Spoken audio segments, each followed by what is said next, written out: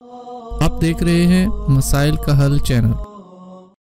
قال اللہ تبارک و تعالی فی القرآن المجید اعوذ باللہ من الشیطان الرجیم من جاء بالحسنۃ فلہ عشر امثالها۔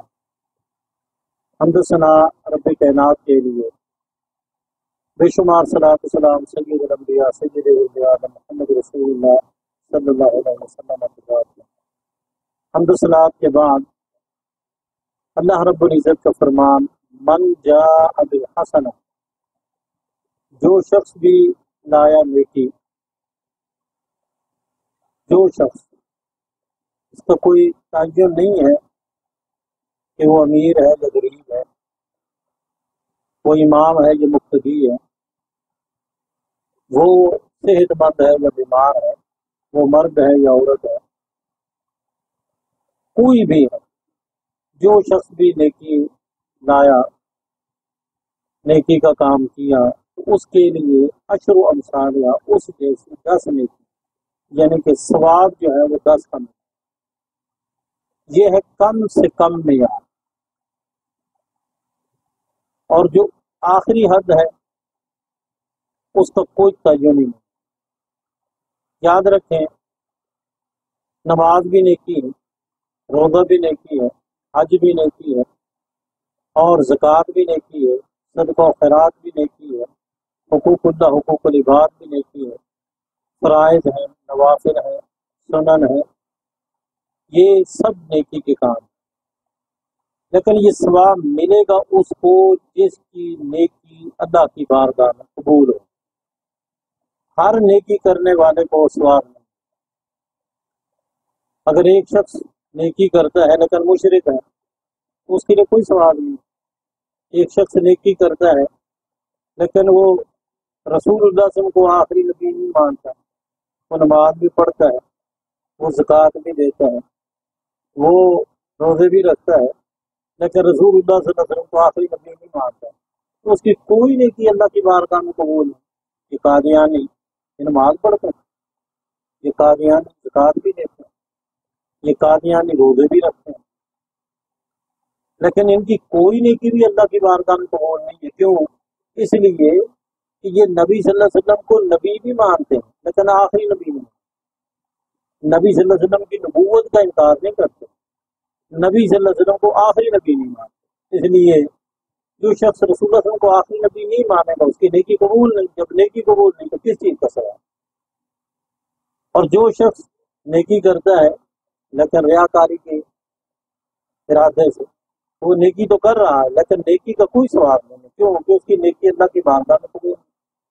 اس طرح کوئی شخص نیکی کرتا ہے لیکن اس کی کمائی حلال کی نہیں، حرام کی ہے، سود خور ہے، 5 وقت کا نمازی ہے، رشوت خور ہے، 5 وقت کا نمازی ہے، دغا باز ہے، دھوکہ دے کے لوگوں سے پیسے لوٹتا ہے، وہ نمازی بھی ہے، تو یاد رکھیں اس کی نماز صحیح نہیں ہے۔ کیوں؟ کہ اس کی نماز صحیح ہوتی تو نماز کے متعلق تو قرآن نے واضح کر دیا، ان الصلاۃ تنہی عن الفحشاء والمنکر، نماز تو انسان کو بے حیائی اور برے کاموں سے روکتی ہے۔ ایک بندہ 5 وقت کا نمازی اور سود خور ہے، اس کا مطلب ہے اس کی نماز صحیح نہیں ہے، اور نہ ہی اس کی نماز اللہ کی بارگاہ میں قبول ہو رہی۔ اگر قبول ہوتی تو یقیناً وہ سود سے باز آ جاتا، اگر قبول ہوتی تو رشوت سے باز آ جاتا۔ اس لیے یہ من جاء بالحسنۃ فلہ عشر امثالها جو اس کے لیے ہے جس کی نیکی اللہ کی بارگاہ میں قبول۔ یاد رکھیں کچھ نیکیاں ایسی ہیں جن کا اجر و ثواب اللہ پاک نے بہت زیادہ رکھا ہے اور وہ فرض بھی نہیں، یعنی اگر کوئی شخص وہ نیکی نہیں کرتا تو مجرم نہیں، اور نہ ہی اللہ نے اسے پوچھنا ہے، نہ ہی قیامت کے دن اسے پوچھ ہوگی، کیونکہ وہ فرض نہیں ہے۔ لیکن ثواب اتنا ہے کہ اگر ایک شخص ثواب کو سمجھ لے تو کبھی بھی زندگی میں وہ نیکی نہ چھوڑے، چاہے وہ تطوع نفلی بات۔ اور یہ بھی یاد رکھیں دین اسلام دین فطرت ہے، انسان کی فطرت ہے کہ اگر آپ کو کوئی شخص اس کا کوئی کام کہا جائے، ایک ہے اس کا فرائض وہ کرتا ہے، اور فرائض سے ہٹ کر آپ اس سے ٹائم سے زیادہ کام لیتے ہیں، تو اگرچہ وہ کرے گا بھی صحیح لیکن وہ دل سے نہیں کرے گا، وہ شوق سے نہیں کرے گا، بلکہ مجبوری کی صورت میں کرے گا، یا کرے گا بھی صحیح تو صحیح نہیں کرے گا۔ لیکن اگر اسی شخص کو آپ उसके टाइम से हटकर जो ओवर टाइम ले रहे हैं उसके लिए आपको इनाम मुकर्रर करते हैं कि भाई ये तनख्वाह तो तेरी है सर, अगर तू रोजाना आधा घंटा ज्यादा देगा तो आधे घंटे के तुझे मैं इतने पैसे दे दूंगा, और पैसे भी आप उसकी सोच से भी ज्यादा। मसलन उसके जहन में ये था कि आधे घंटे का मुझे 200 दे देगा, और आप उसे कहें कि मैं तुझे आधे घंटे का 500 दिया करूंगा, वो रोजाना आधा घंटे की बजाय वो घंटा भी लगा देगा, खुशी से, खुशी से घंटा लगा देगा। क्यों कि यार ये 500 रुपया मुझे। तो मोहतरम साथियों, अल्लाह पाक ने भी इंसान की जो फितरत है ना उसके मुताबिक है, तकवा फर्ज नहीं है, लेकिन इनाम अल्लाह ने इतना रख दिया है कि बंदा लालच में वो काम करे। जिस तरह दुनिया के मालो मता की खातिर इंसान बहुत कुछ कर लेता है, तो उनमें से एक तकव्वु जो है जो कल और परसों, मंगल और बुध, 9 और 10 मुहर्रम का रोजा है, और इनाम अल्लाह ने कितना रखा है वो इनाम बयान किया है कि वो रमजान के रोजे का अल्लाह ने वो इनाम भी बयान किया। रमजान के रोजे के मुतल्लिक अल्लाह ने नहीं कहा कि एक रोजे के बदले साल के गुना, अल्लाह ने किसी जगह नहीं बयान किया।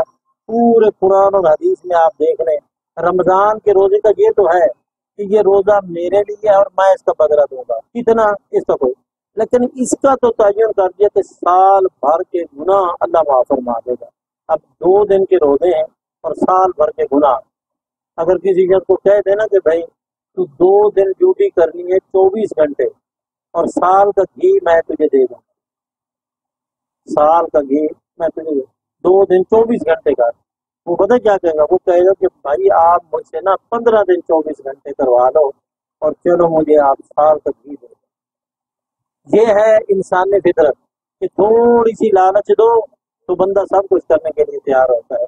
अल्लाह पाक ने इनाम रखा है, साल भर के गुनाह अल्लाह माफ फरमा देगा। इसलिए कल और परसों का खुद भी रोजा रखो, अपने अहल अयाल को रखवाओ, अपने घर के अफराद को रखवाओ, क्यों कि सबको जरूरत है, सब गुनाहगार है, सब खताकार।